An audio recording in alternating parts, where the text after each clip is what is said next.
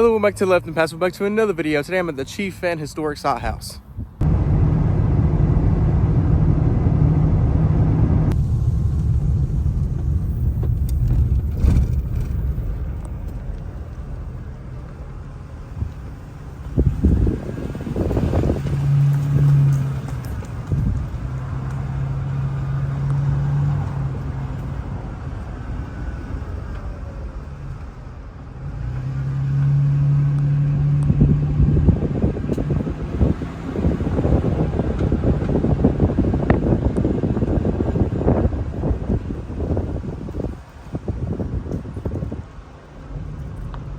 And before I actually get into this video, I just want to say that I actually do get to tour this house, but while I'm walking through it, if I just randomly put the camera on a wall or just leave it in one place at a certain time, it's because there are people with us as well as the tour guide.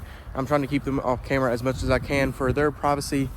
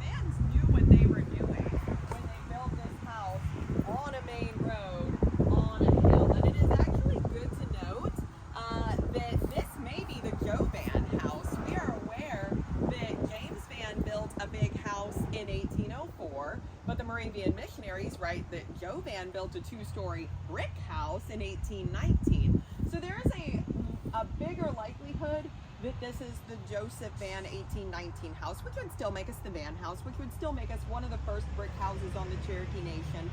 And it would still make us a beautiful example of a Federalist era building. So the building is actually pretty original for what it is. These are the original bricks. We did have to put new glass in the windows. We had to put a new roof on the house. We had to completely rebuild the porches and the balconies. And we do believe that there's some things missing. There's a very good chance that there was more wooden appliques on the house, for example. Why would you pay all this money to only have expensive cornice work? Why wouldn't you have fabulous window lintels? Why wouldn't you have half-cylinder faux columns to really give you that Romanesque column look? But those have rotted off. There probably were there though. What kind of railings did the Vanns have? I don't know. We will probably never know. There are no photographs of even the front of the house prior to like the 1940s, and there's only a few of the back of the house. After the tour, y'all can go through these cabins. These three over here are antiques. They were brought here from surrounding counties to remind us that the Trail of Tears removal was not an overnight decision of a tribal people out of their teepees. It was a multi-decade legal battle that culminated in what we know of as the Trail of Tears. And these were people who were basically living in a European-style log cabin.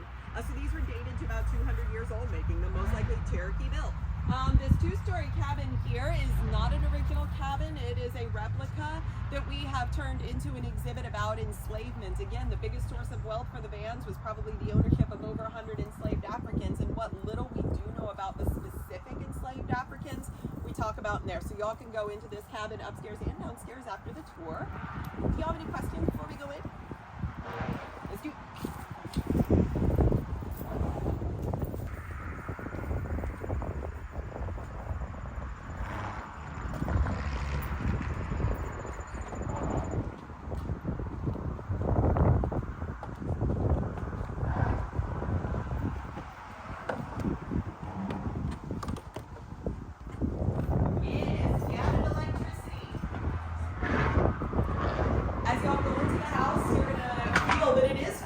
In here because electricity was added, but it wasn't added until we became a historic site. Anybody who ever lived here without running water and without electricity. So we have filled the house with items that the Vanns could have owned. It's good to know that nothing in this house was owned by the Vanns, but many of the items are still antiques. This desk, this grandfather clock, and this sideboard are all from the 1700s. They are things the Vanns could have owned. As you go through the house, feel free to take some pictures. Feel free to look around, try not to touch anything. If anybody needs to sit down, there's seats over there. So I'm gonna let y'all disperse and then come back together and we'll answer some questions. Okay. And we'll stay on this first floor, and then as a group, we'll go to the second floor.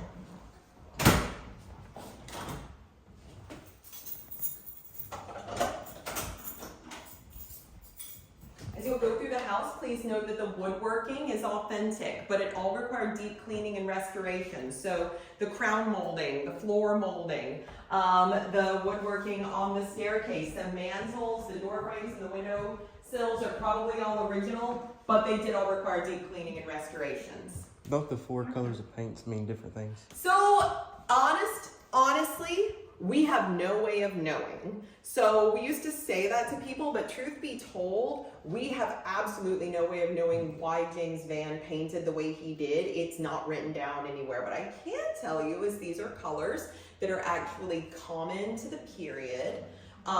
They are readily available paint pigments. That's Georgia red clay. That pigment is Georgia red clay. You can get that anywhere. Talc is found in Georgia. There's ochres that can give you this yellow. But what is unique about the paint colors is at this time, things like mahogany might have been hard to get. So it was actually very common to do something called a faux wood grain. This is actually a historic door from 1819. It's in Delaware. That is actually most likely what this door looked like. You would have hired an artist to texturize your lumber and make it look like it had a wood grain. This could be, maybe you couldn't get mahogany because it was only from South America. You could also do this faux wood grain on mantles to make your mantle look like it was mahogany. So this was actually really popular at the time, but here's the thing, in the 1950s when we were restoring the house, they were just peeling back layers of paint and wallpaper, and they didn't have the technology we have today to really analyze those layers. So something as little as like the varnish needed to texturize lumber and create a faux wood grain would have gotten lost. So they probably knew it, but at that time we didn't necessarily have the resources to simply texturize like every red surface in this house. So they are original, sort of.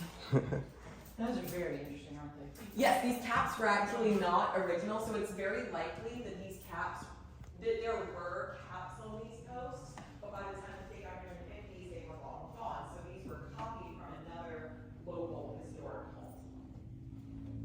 And we've been telling people that they were, you know, oh, it's the Cherokee Rose, and the ends have Cherokee Rose. The Cherokee Rose is an invasive species. It's from China, and it wasn't made like into these flowers. So the Vanns did not have Cherokee roses in their home. That wasn't a thing. Yes, that was donated to us. There's a root cellar, yes. And y'all will notice, even though there's electricity, there's no electric lighting because we wanted you to get the ambiance of this home. The light switches that you see control floor outlets because that was popular in the 50s. So, all right. Yes, it was. That's a cellarette. It's a cellarette. It's a way to hide your alcohol. Yes, there were fancier ones that have been donated. We're actually having another one, handcrafted, being donated by one of our volunteers. Anybody who didn't want to serve alcohol to anything over your house. You would, but maybe you don't know what they have or something. So that's simply what it is. It's also alcohol. Food cider. It's also just alcohol storage. It's fancy alcohol storage. Mary, look at that chair over the corner. Which one? The one in the corner with the carved back. The king's seat. I would like to add that the beautiful curtains in this dining room are new. They were funded by the Friends of the Chief Vann House. Thank goodness for our volunteers. They are actually made out of cotton and flax, which is authentic to the period. They were done by Simply Outrageous in Dalton, and they're fabulous, and I love the curtains, and I just always like to give a shout out to the volunteers. We would be nothing without our volunteers. Volunteerism is what made us into a historic site. Volunteers raised the money for the house in the 1940s and gave it to the state of Georgia to the tune of who then did restorations to the tune of like $80,000. But the house itself was bought by volunteers. And tell me, when did it open as a place you could visit? Because I remember my folks brought me here when I was a little kid. Yeah, so here's the thing, it's always been a destination. So even when people were living in the house, tourists or people just traveling through, people would be like, oh, go see the Indian Palace, and people would break off pieces of the house and have a souvenir. So people who live here would often be like giving tours, but of course they didn't know anything about the house. A historic site in 1958. But even then, when we first opened, it still wasn't very formal. Like there was no staff. There was like a landscaper who lived like over here, and then it more and more became more formal. And finally, this area was set up to be the front desk. So until 2002, we didn't have a visitor center. From 58 until 2002, the house is our floating staircase. But clearly, the staircase is not floating; it's got a pole. But what y'all can do is if you stand here and look up, or even stand right here and look up, you can get a really good view of the staircase because it is spiraling and it is open and it spirals all the way around to the attic. This is fancy. It's one of the earliest examples of a double cantilevered staircase in what is now the state of Georgia. It's mostly a hanging staircase. This platform is being held up by beams that are running all the way up to the ceiling, and this platform is being held up by beams that are anchored into these walls. Why is that stable? Because every wall in this house is 2 layers of interlocking brick, and here on the ground floor it's even thicker, and that's common for buildings. Your ground floor has the thickest walls, the second floor is a little bit thinner, and the second floor in this house goes from like a 5-course common bond to a 7-course common bond, but it's a very well-built house. And the beams that are running under our feet are massive beams. They're heartwood of longleaf pine trees, which is now an endangered species due to habitat loss. So this was just a really well-built house. Most of the floorboards did have to be replaced. These floorboards are not longleaf pine, they are yellow pine. Here on the ground floor, most of the boards were rotted out. But there are some places in the house, like the staircase and the attic, that do have original floorboards. We did have to redo the plaster in the 1950s and repaint the walls and things like that. Do y'all have any questions? Can we look upstairs? We are going upstairs, absolutely. We're going to go through the whole house. You're going to see everything. I will ask that we go single file on the staircase because the stairs are not ADA compliant. We were grandfathered out of that. That wasn't a thing 200 years ago. So just make your way up the stairs slowly. I'll go first because I actually want to show y'all the burn scar. So this beam was added. Oh, it was added. I cut off my own story. It was added in something like the 90s, the 1990s. Because the staircase was beginning to like bob when people were stepping on it. There's another little pole in the corner right over there. That one was added in the 50s, but this is a jack pole with a covering over it that was added in the 90s. We could make this a floating staircase once again, but we would have to literally take the entire staircase apart, weld steel into the brick, and then weld steel into the platforms and put it all back up together. It would be a feat of engineering. Here is the burn scar that is potentially from Joe Vann's removal. One thing that kind of does help authenticate it is how wide the planks are. These are very wide planks, and they were not replaced during reconstruction in the 1950s. So this could very well be the burn scar from Joe Vann's violent eviction from his home. I'm going to keep it on so that other people can see it. Yeah, so Joe Vann was literally evicted by fire. The man who removed him was named William Bishop, and William was a scoundrel, to put it nicely, and he burned Joseph out of his own home, but then he realized that if he burned the house down, he wouldn't be able to live in it. Yes, William Bishop simply took the house for himself. It was actually not Bishop's, even according to the land lotteries. A man named Turley had won the land in the land lotteries, which is no better. Like, this was not legal either. But, So he started the fire, then he put it out. he got one of his soldiers to light the fire from a log taken from the downstairs fireplaces, scared the Vanns out because gunfire had not worked, and then had Joe, according to eyewitnesses, made Joe at gunpoint go back into the house and put the fire out so that it could continue to be a beautiful house that he could then live in with his brother.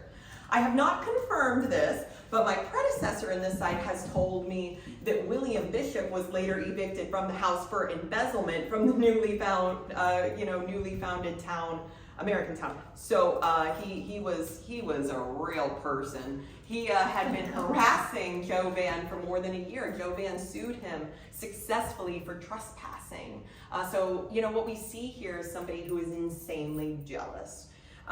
Even with his status in the Georgia militia, even with his brother's even higher status, he did not have this wealth. But here's a Native American who does. So what we see is a lot of bigotry. We see a lot of jealousy. And that was one of the reasons. Absolutely, straight up racism. And so for that reason, Joe was evicted from this home. It would have happened anyway, but William was the one who got permission to do it. And his version of the story is hilarious. My colleague found a newspaper that recounted the whole thing in accordance with William Bishop, who was like, it was all very civilized until this friend of Joseph started shooting at us. Even Joseph was civilized, and all these eyewitnesses who keep saying that William was professional and civilized, and the whole thing was a good business transaction. But at that border, if y'all saw in the site film, there was a border who was like, no, this house is mine. It's a very confusing story. We can't make heads or tails of it. And of course, Joseph's recanting of the story doesn't exist. But yeah, why don't y'all take a minute to explore this second floor. This was probably the master bedroom. We only think that because it's facing east, so it would have gotten the rising sun. And this is probably the guest bedroom, therefore, and we'll go up the stairs in a few more minutes.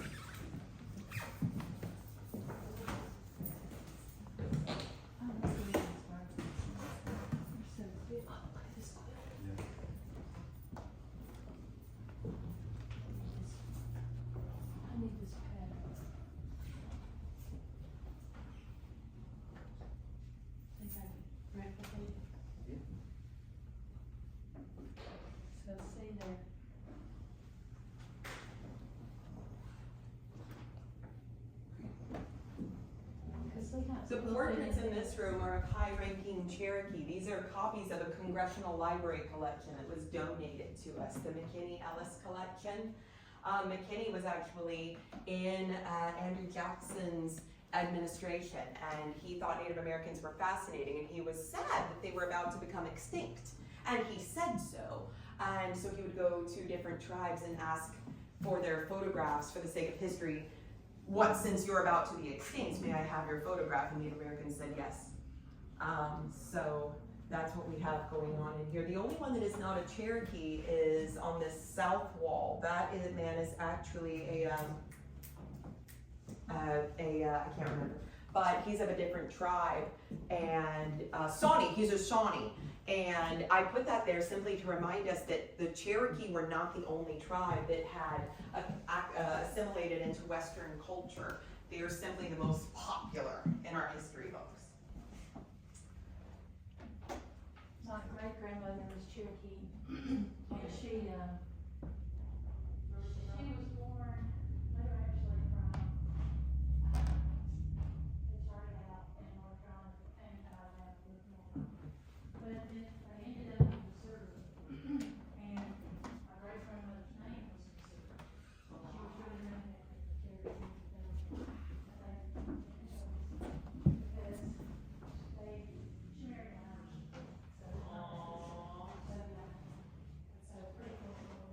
It is a cool story, and it's a reminder that the Cherokee were spread to the wind. So prior to removal, prior to the American Civil War, the Cherokee basically had the entire state of Kentucky, most of North Carolina, most of Tennessee. But in the American Revolution, the Cherokee made the mistake of siding with the British, and that did not end well for them. Seemed like the right call at the time. I mean, the British were like the powerhouse. They were promised so much from different, they won whatever they felt like they wanted to get, just to get their own. And then, so as that land was decreased, they were pushed into Alabama, and they were told to go west. And a lot of them went to Arkansas, but then the government was like, no, keep westing, keep westing. They wasted for a while. They wasted for a while. They made a big circle. Yeah, and then some went to Texas, like some went as far as Texas, and Sequoia went after them later. And then, they ended up in Oklahoma, but then during the American Civil War, they were forced to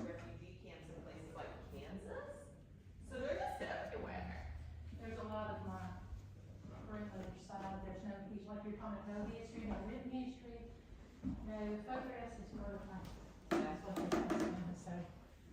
Some of the best antiques are in this master bedroom. The clock on the mantle is actually a working clock. We don't wind it though because it has wooden gears and we don't want it to wear off. So that's an 1820s antique. The bed frame is also a gorgeous hand-carved bed frame that's from the early 1800s. The high boy and the low boy in here. And we put that here because we really do think that this was the master bedroom because you get that beautiful sunrise.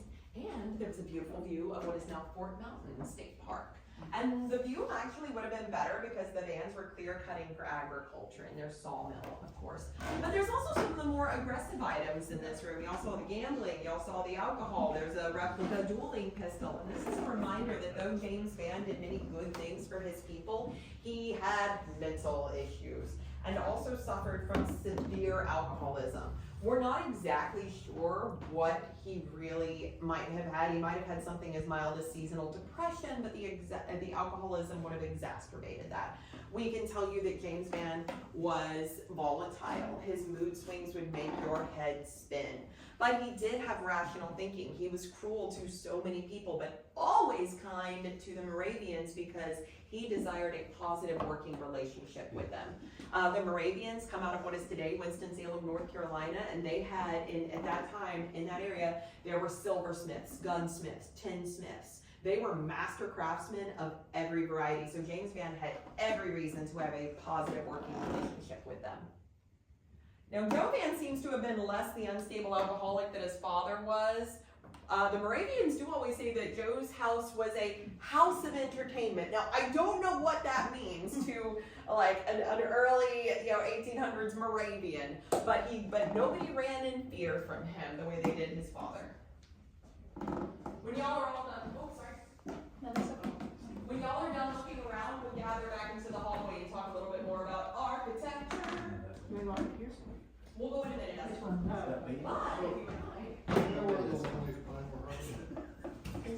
Literally here. Like literally, we're on the south end of the property, but literally from this property. Really? Yeah. So this was still on the big pine range. Yes, and we know that because we know that the house is made a longleaf, so we know he was felling it. We know his sawmill was here, and we also know that around 1799, the Moravians were looking for a place to settle, and they said that, let me look for wasp in case any have made any in the last week. No, you're good, you're clear. Can we go up there? Yes, you may. The Moravians said that James Vann was girdling trees for his mill. So he was girdling trees so that they would die upright and he could fell them later. So they came from here. And people used to say that the bricks were raw here, but isotopic analysis has been done on the bricks and it's been compared to the mud down the hill. It's the same mud. I don't know. I have issues with those pipes. They were there when I started working here and I've never moved them. But the only thing is that they're next to the fireplace. If your house goes to the fire, the pipe goes to start a fire because they get hot. And so I'm like, is this here for decoration? No, y'all are fine. Y'all are fine. I just walk, I don't even pay attention to where people are.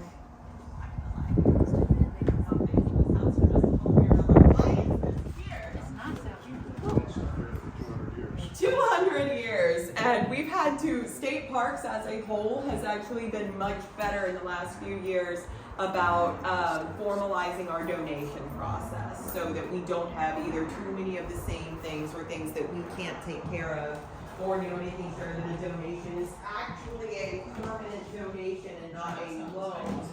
Yeah, because that has happened. We have built entire display cases around a donation, and then 50 years later, the family's like, "Can we have our coins back?" And we're like, "No, let's give our, yes, of course you can." So, okay, so who here has seen a dog trot cabin before? Yeah, that's all this house is. This is a Federalist era building in its facade, but the floor plan is nothing but a common, efficient dog trot. So a dog trot is a style of architecture that was common in this time because it lended itself well to airflow. Here in the Georgia South, we need central air. far more than we need central heat. So the fact that both these doors could open turned this into a breezeway. The fact that the staircase is open means it's acting like a heat chimney. Hot air rises, so hot air is being vented from top to bottom, cooling your rooms. In every room, vaulted ceilings are keeping heat out of your face. In every room, the windows open. So this house is designed to keep the air moving and to make it 10 times more comfortable than a one-room log cabin would be. In fact, even the doors are built to help trap the heat in the winter. If you look here, this door is actually dropping because it's got angled hinges, so it's a self-closing door. So God forbid your kids leave the door open in the winter, this self-closing door is going to close and trap the heat. In a dog trot, the fireplaces are on the outside of the rooms because, again, we don't need central heat a majority of the year. We need central air.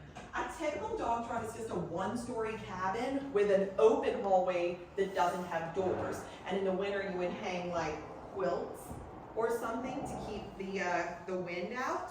And you would, one room would be for cooking and one room would be for sleeping. And in the summer, you simply, or in the winter, you can always consolidate and sleep where you cook for warmth. But this is a two-story dog trot that is capped. It was a very romantic style of architecture at the time. It's like we say, like white picket fence, that dog trot was the romantic house to have 200 years ago. And you can actually see dog trots all the way from like Kansas to Wyoming to Florida in some cases. So there's dog trots everywhere. And a lot of architects are going back to that now, these old sustainable styles that can help blend into your ecosystem better wherever it is that you are. So that's what this house is. Do we have any questions about the second floor? I'm going to take us to the third floor, but I'm going to do it with a story, so we transition. We do believe that the attic would have been the kids' room. We don't have a lot to go on. At no point did the Moravians describe specifically how James or Joe used their house. It is common, however, to stuff the kids in the attic because it's hot and cold and uncomfortable and nobody else wants to be there. So we stuff the kids up there. Maybe an enslaved African slept up there with them. We don't know. We actually don't even know how many kids would have stayed there at this time. So the Moravians say that James Vann had all these wives, but he only had one wife listed on his will at the time of his death, and he did not convert to Christianity. So what that term meant to him, is not necessarily clear to us, but legally he only had one wife, and he left her all the furniture in the house, but he left everything to Joe Vann, his 11-year-old son, who was his favorite son. Joe was studious, Joe was strong. But Joe's mother lived near here, so we're not even sure Joe lived in this house all the time. Most of his time would have been spent here if this is the house that Joe Vann built. But after he died, all these women came out of the woodwork to contest the will because they all had kids by James Vann too. So 5 women contested the will, and in the end the estate was split in half. Joe got half, and these kids got a bit of the will in the form of slaves and horses. That does not include Joe, that does not include Delilah, that does not include a little boy who didn't make it, but later Joe introduced this little boy to the Moravians as his brother and funded the boy's education and took him in. So we know that James had at least 8 kids, maybe more, but these women are called wives by the Moravians, so we're not here to be anthropologists and study the cultural normities of these people. They're here to assimilate. So if they saw a woman in the Vann house, they would just call her a wife, and this happened frequently. So what we know then is that these women had agency. These women had their own homes. Typically women, kids took their mother's name, kids took their mother's tribe. So it's this matrilineal society, and these women took these kids back and were gone. So, and then we do know that Joe did have the same 2 wives his whole life long. Again, he did not convert to Christianity, so what that meant to him, is what it meant to him, but that's not written down for us. But one wife always lived in her own home. And that, we have an eyewitness that says that kept on until even in Oklahoma. So we still see this amount of agency that these women have. But after many kids stayed here, they probably slept in the attic. So I want to give you all a couple of heads up. The attic is not a vaulted ceiling. It is only a 6-foot ceiling. This staircase is steeper. You can see the angle that the steps are going to be higher, so you got to do some high knees here. The handrail stops. There's like 3 steps with no handrail, but once you get up there, it's brighter. And do watch your head because the doorway is deceptively low. I will go first, and y'all can follow me up, and then we'll look from the attic. Watch your heads.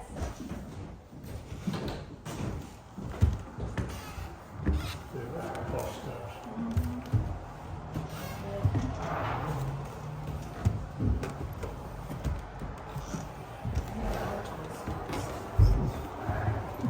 got the back, I hit the back. Oh I washed my head, I didn't wash my back.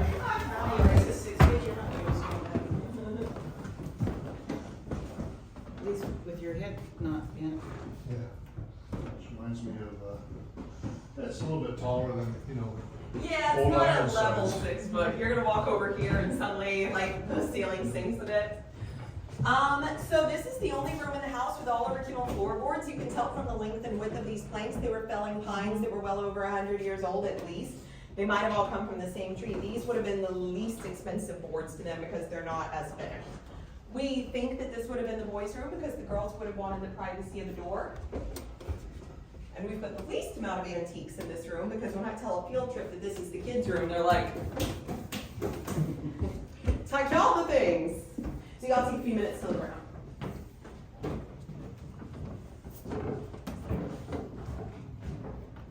We have put toys that Native Americans could have played with, but also toys that American kids could have had. Because the Vanns had wagons and would go to port cities and buy what they wanted and bring it back and either keep it or sell it in their taverns.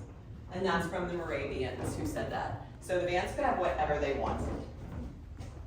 these were storage. We believe so, but of course you have to be careful what you store, right, or it's gonna rot because this is a very hot attic, but it is unfinished attic spaces. If you would like, you can open that one. There's a window out there, it looks like. It is, but it's not original. Fun fact, the back of the house was drastically altered by the state of Georgia in the 1950s when we became a historic site. So used to, the roof line simply angled right here. There was no gable knocked out of the roof to give you this storage room. See what else we'll look in there? You can see the sprinkler system. You can see our sprinkler system. It's Added, probably the added most by expensive- code. Yeah, probably the most expensive thing in this whole site. Yeah. But it is a dry system, so it doesn't get a leak and drip everywhere, but we're very grateful for it. Dry like not working or dry like? Dry like when the water is kept in a separate tank and when it's triggered, the pipe spill. Yeah, Notre Dame didn't think that they could insert a sprinkler system and where are they now? So we're happy for our sprinkler system. It would have, but they would still have Notre Dame, so there's that. Although the burning of that building was a unique opportunity for architectural historians to go in and see so many details that never would have been exposed about that building. Anyway, we need to go back down the stairs, let's not do that, because I'm so sorry, that chair probably is the best to sit in. But you can absolutely head back down. Apologies. No, it's okay. I talk a lot, feel free to tell me to get out of your way at any given time. So how many people were slept up here? So again, we don't exactly know. The Moravians never say. We know that James had as many as 8 kids. We know that Joe had as many as 10 It goes kids. sideways, Oh, down That's its, that funnel bed. It is have a, well that one has a trundle, but it could have just been cots. We literally don't know. At no point did the Moravians, like we don't even know that this is the James Vann House, right? So at no point do we know how many kids slept here because the Moravians don't say so. And the Moravians kept diaries and letters for upwards of 30 years, right? But they were handwritten in German, so we didn't have access to them until they started translating them. The earliest translation we got was in the 1980s. More recently, much better, well, there were really good translations in the 80s, but more filled out, fleshed out translations started being published by the archives themselves. And so we're learning a lot every day, every time they publish another one of these diaries, but at no point. So the Moravians made a point of not getting involved in the band's business affairs because they were trying so hard to simply be professional and they knew that their place here was extremely precarious. And many Cherokee did not want the Moravian missionaries here. They were American, they spoke German, they were Christian. That's a lot of things that the Native Americans didn't know anything about. So they were precariously here at best. And at any time could have been kicked out. So they tried really hard not to list the band's assets or get too much into their business, but sometimes they're really gossipy and it's hilarious. So it's just hard to translate probably the archaic German handwritten script. Yes. It made it really hard to. There are professionals who do it. Rowena McClinton did it in the 80s and she did a wonderful job. And in fact, the archivist who more recently translated the works even give her full credit and say, we didn't even bother to translate this to this because Rowena McClinton has already She done did it. it, yeah. All day. Yeah, what a find.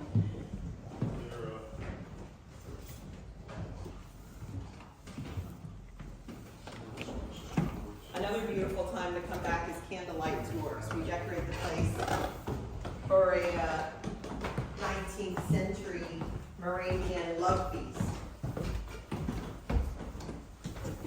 I will tell you one more thing about the root cellar because it ties into this closet.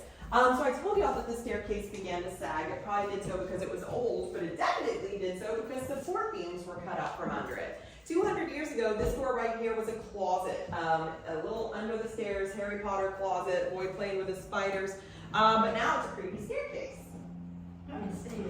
And we are not going to be using the creepy staircase today to access the root cellar, but y'all can all take turns glancing down there.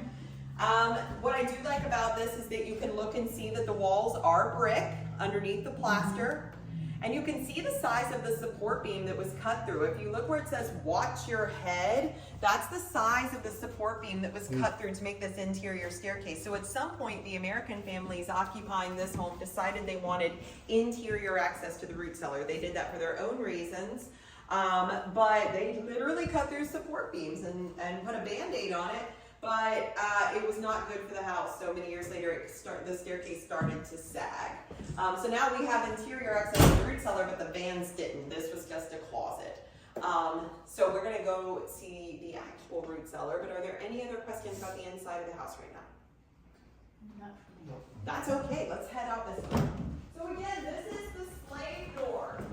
The archaeologists in the 1940s found the foundation star of a building that was just off this east corner of the house that was probably the cookhouse. Cooking was done in a separate building to reduce your risk of house fire and avoid smoke and smells in your house. So this would have been the slave door.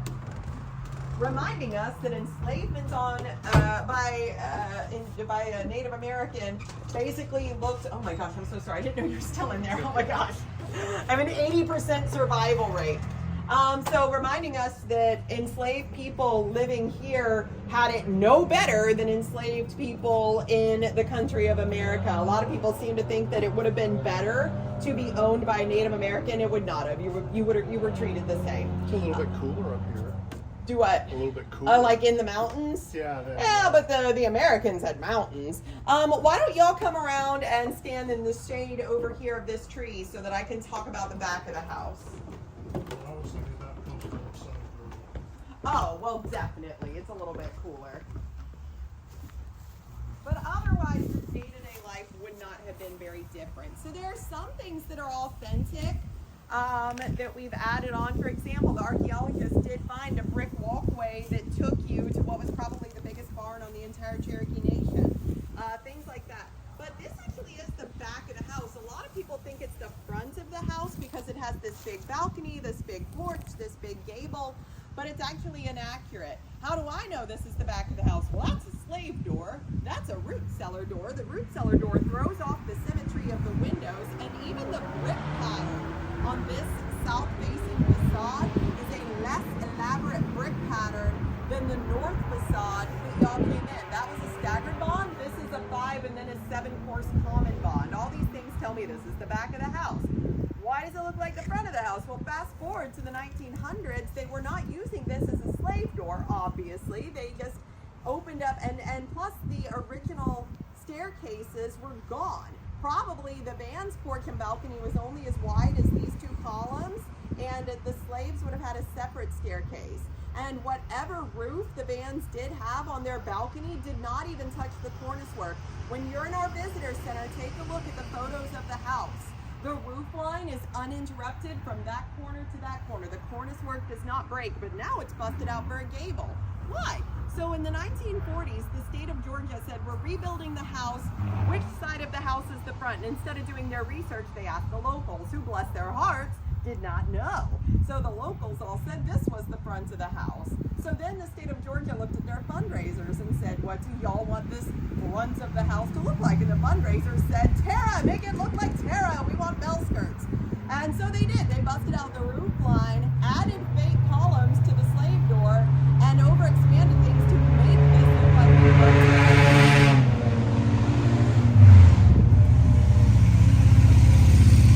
I don't speak very loudly. To make this look like the front of the house, but it is inaccurate. We absolutely know this is the back of the house, and it was altered by the state, which is sad. bad. And when I become dictator of the universe, we'll fix it. But until that fine day, we just tell the story.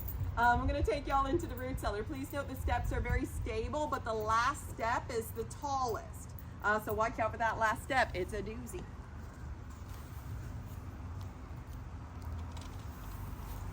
How many jobs let you pull Bill Murray every day? Not go down the creepy stairs with a loop. So again, watch out for the last step. It's just a little bit taller. And it's cooler down here. Now there is a vent, so we actually do get air conditioning down here, but even without the air conditioning, this is still the coolest room in the house as it is underground. This last step is the tallest. Yeah, there is a vent, but even without the vent, it's still the coolest floor in the house. Unfortunately, this is the least accurate room in the house. The Vanns did not have ductwork. The Vanns did not have sprinkler systems. The Vanns did not have a closet that was built by park rangers to hide the water tank for our sprinkler system. And the Vanns did not have stucco. This was also added by the state for insulation, and it is going to be removed soon. But it is accurate in that this is a root cellar. It is cold, dark, and dry to facilitate the long-term preservation of your food. We actually think that this interior room was the alcohol room because we know that the Vanns would lock up their liquor, so you could lock this door, and also that's the colder room, and if you didn't keep your liquor cold, it would continue to ferment into vinegar since they didn't have preservatives, which is fine if apple cider vinegar is what you're going for, but we do not think the Vanns were only going for apple cider vinegar. And if you look, you can see the creepy staircase. So remember, the only way in and the only way out was the door that y'all are peeking through. Prior to that, that was, or after that, we got the staircase. So there were a lot of stories for a very long time that this was a dungeon. Again, we didn't have accurate translations talking about the Vanns until the late 1900s. So for many years, staff would often say this was a dungeon. This is both accurate and inaccurate. So if this is the house that James Vann built, he often gets things out of his root cellar, and the Moravians were gossipy at the time, so they talk about it. They say one time he got tallow, one time he got candle wax, tallow, which is candle wax, one time he got beef, one time he got alcohol. But then there was a time when slaves revolted. A white overseer paid by James Vann incited a plot for the enslaved Africans to rob and murder James Vann. He was not home, they robbed him, held the women who were in the house at gunpoint, and made off with the goods, which was silk scarves, other sundries, and something like a couple of $1,000 in gold coins that was in a chest in James's bedroom. James Vann hunted down the slaves, tortured them, and executed them by fire. The Moravians chided him for this because he did not allow them time to administer last rites. The night before he did all this, he did chain them up in his root cellar. So James was cruel. He thought he had to be, because other Native Americans would look down on him if his slaves were acting up. Now we know that a slave acting up is just a form of protest. So if this is the house that James Vann built, that did happen. If this is the house that Joe Vann built in 1819, we have no idea how he used his root cellar. We can assume it's the same, but unfortunately the Moravians in the 1820s were less gossipy. So when they are, it doesn't typically involve the Vann house, unfortunately, but we can assume he used his root cellar very similar in the way his father would, except he wasn't quite as cruel to his enslaved Africans. If they were bad slaves, he would simply sell them off, which is just as bad because this would have been their home too, and their families would have been left here. But otherwise, we know that this would have been used for food preservation. Do y'all have any questions? Y'all, you have seen the whole house, and I'm so happy that y'all toured with me today. If you're ever interested in future events, we have a Facebook. It is Friends of the Chief Vann House. We also have a website. You can always look for events there, and on our Facebook, we do things like This Week in History, so it's really fun. And if y'all have any other questions, I'll be in the Visitor Center. Thank you so much. Thank you. You're very welcome. You can see I left the door open. Yeah. Is there... I'm gonna smack my head.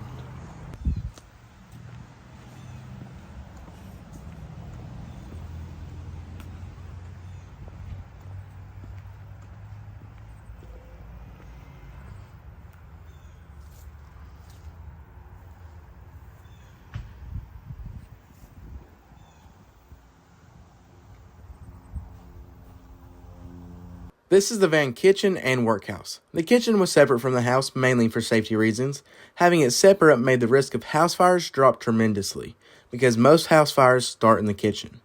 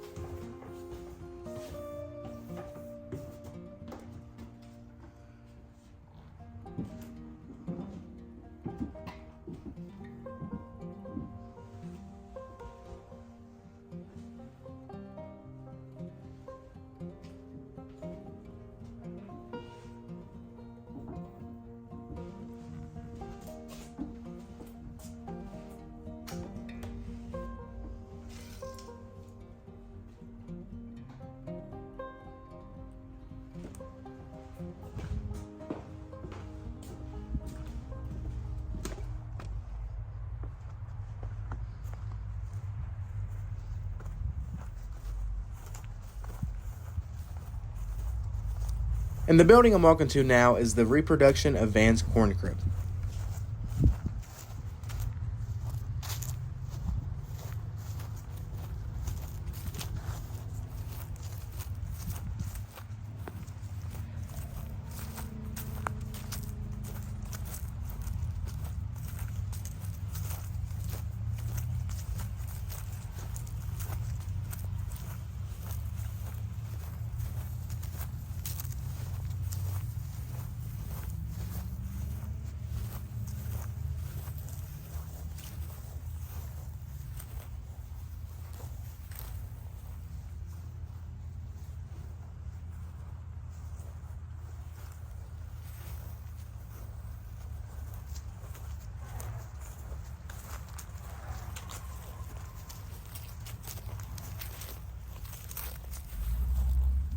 Historic corn crib donated by Richard and Angie Hicks. Funding for reconstruction provided by Casey and Lori Vann.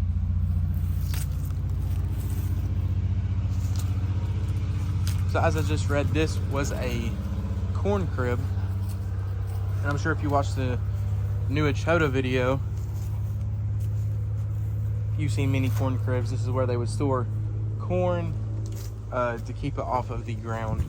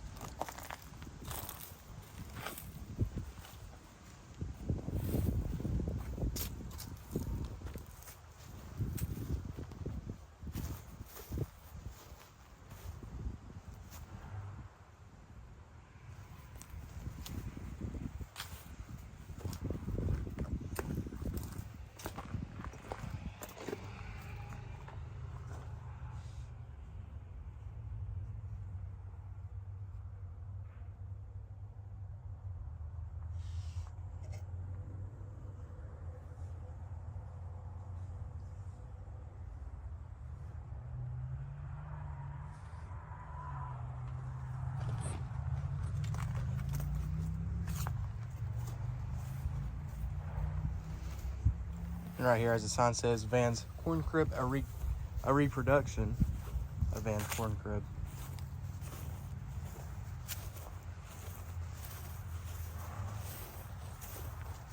And I can tell that the weather has changed because I filmed the new Achota video like 2 weeks ago. Yeah.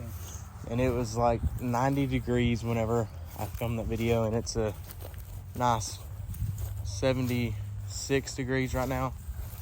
Complete change in about 2 weeks.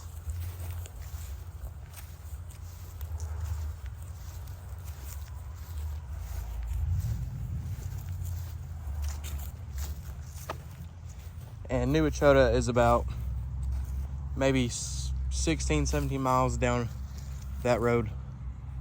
If you haven't checked out that video, then I'll link it in the card above. Definitely go check that out as well.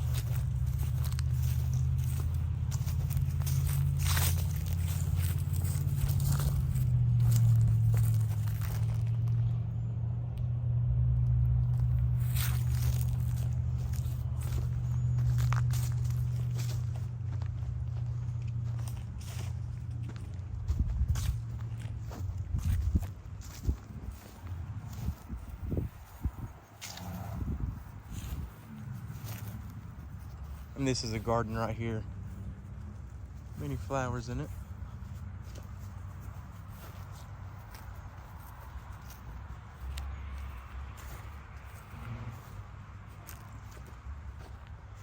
Little Scarecorn Creek cabin. An early 1800s Cherokee dwelling house.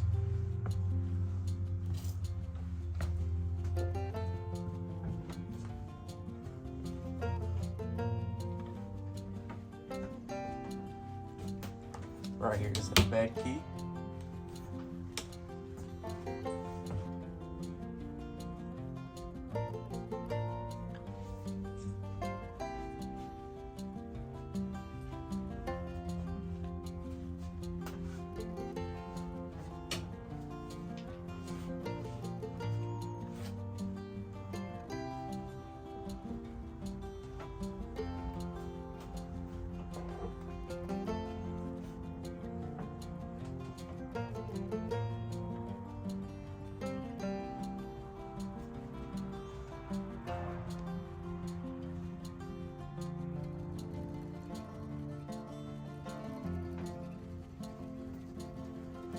This is something very cool.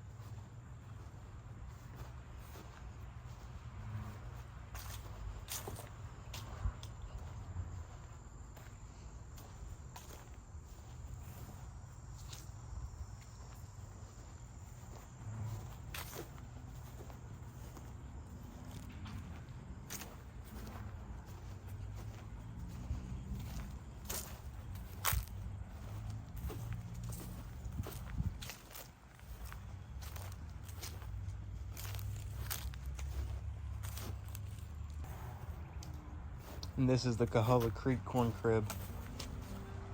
Very small entrances, I'll tell you that. I have to duck in every single building I go into so I don't smack my head on it.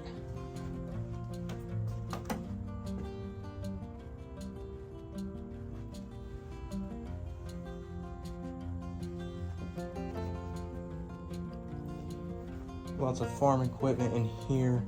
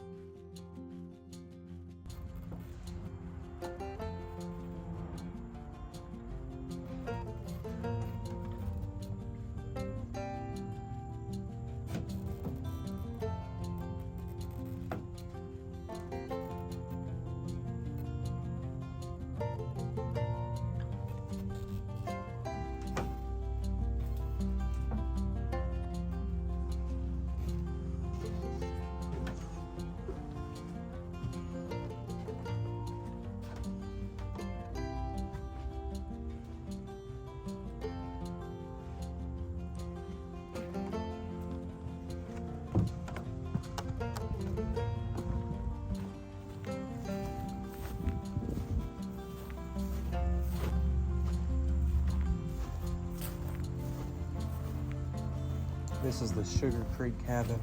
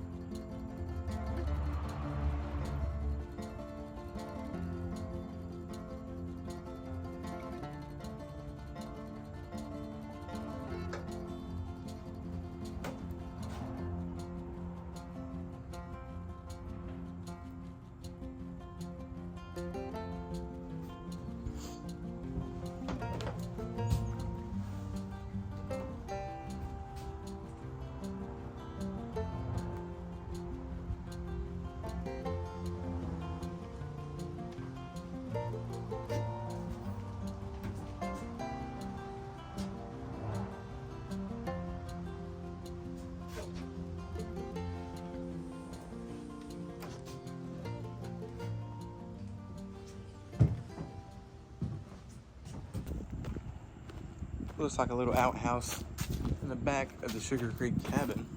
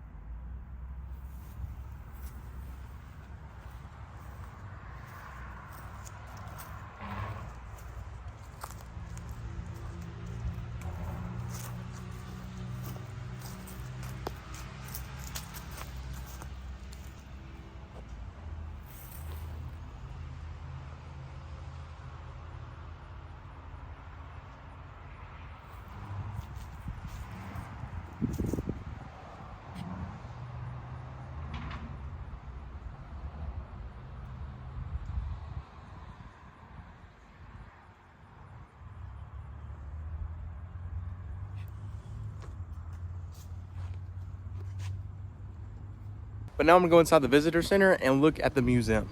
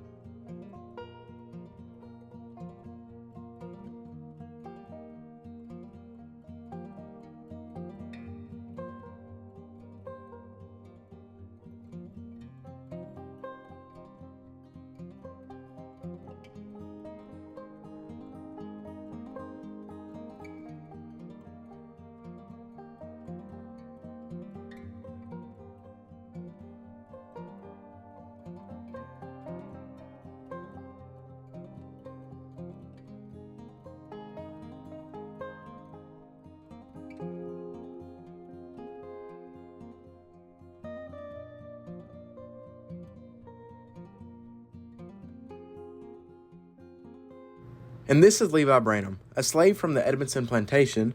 Levi was a historian, author, writing the book My Life and Travels, and he did many other things as well. I visited his grave and told his story, so if you want to see his video, it will be in a card above.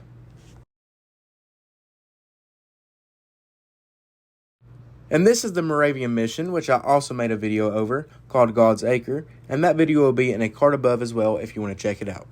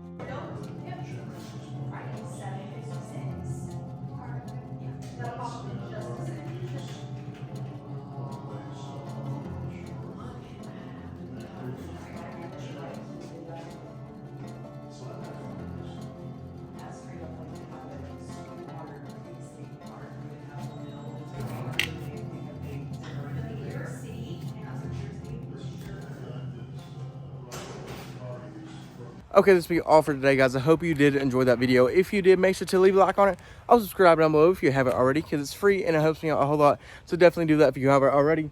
Leave it in the comments below. What was your favorite part inside the Vann house? Because I thought the tour was absolutely amazing. I definitely learned a whole lot more than I thought I was, but yeah, I just thought it was absolutely incredible. So leave it in the comments what you learned, or what was your favorite part of the Vann house. But if you want to stay tuned for more adventures that I have just like this, turn on post notifications so you get notified whenever those videos go up. But with all that said, I hope you all have a great day, but this adventure is left in the past.